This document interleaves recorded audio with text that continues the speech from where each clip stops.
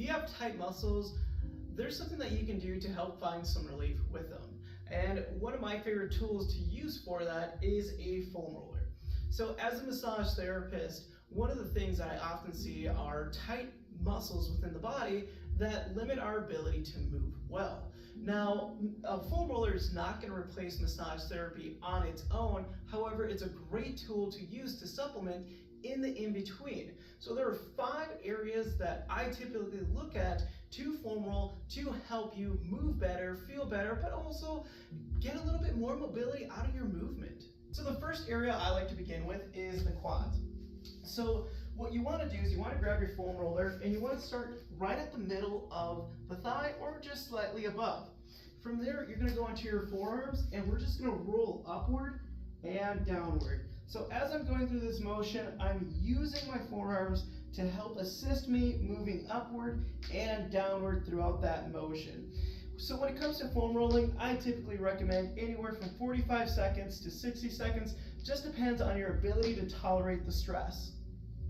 The next area that we're going to focus on is the calves. Now the calves can be done in different ways. I prefer to start with one leg on top of the other. I bend the knee and I just shift the weight downward. I don't want to prop myself up. Now the reason I don't want to do that is because it's going to use a lot of energy. It's a lot of stress on the shoulders and wrists. However, if you have the strength to do so and you can tolerate that additional stress to that area, great, go for it.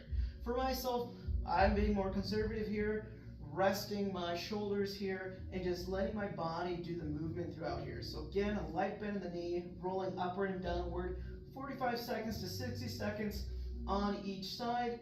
Now, another alternative that you can do for this area is you can just move the foam roller off to the side, bend one knee, and then you can raise your hips upward and just guide that roller upward, downward, turn the foot outward, see what feels good for you.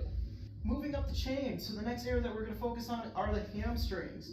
So I'm going to raise my hips up and I'm just going to gently roll upward and downward throughout the back of the thighs. What you can do here as well is you can turn the toes outward, see if you can find different angles that you might be finding tension. Otherwise, you can keep them forward, you might turn them inward, just kind of feel what feels, find what feels best for you. And with those, same thing here, 45 seconds to 60 seconds with both. However, you can go into an alternative where you focus on just one side specifically. Very similar to the calf. You're just going to raise that hip up and focus on one side of the hamstring and then repeat on the other side. Moving up the chain, we're going to be focusing on the glutes. Now, when it comes to the glutes, I like to sit on the roller and shift my weight here to the side. So it's not too much where my hips totally rotated to the side. It's more so shifting my weight and focusing right on my butt. So as I'm going through that area, I have my knees bent to the side. I'm rolling upward and downward on those glutes. And with these, same as before, 45 seconds to 60 seconds on each side. Now, if you have the mobility and you can tolerate the stress to get deeper into the glute, what you can do is cross that leg over. So right now, I have my knees shifted to the right side, focusing on my right glute. What I can do to just make it a little bit more intense is bend the ankle over to the opposite knee.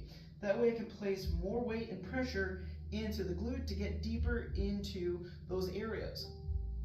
The last area that we're going to focus on is the upper back. This one everybody loves doing. And so what you want to do is you want to start right between the shoulder blades. So from that position, I take my hands behind my head to support my neck. What I'll do from here is I'll raise my hips upward and then I'm going to roll just slightly below the rib cage. I don't want to go to the low back.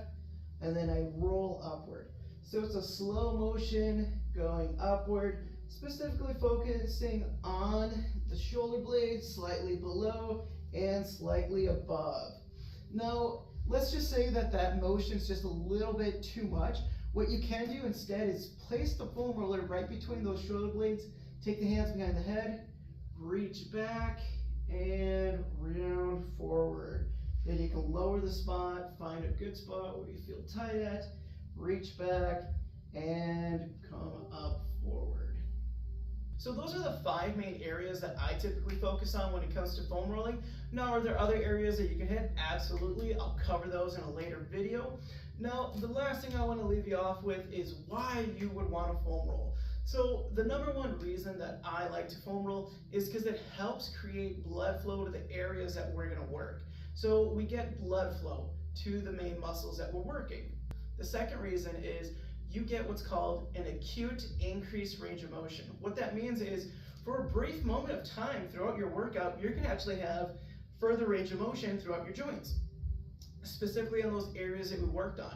So why wouldn't you want to get greater mobility through something that's going to help you with your workout?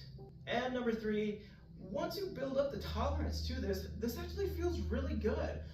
Most days I'm foam rolling just because it feels good for my body. Now, as you begin, and if you're really new to this, it's gonna hurt. Not that it's gonna cause pain, but a lot of great discomfort. However, if you are dealing with pain, I highly recommend don't do it.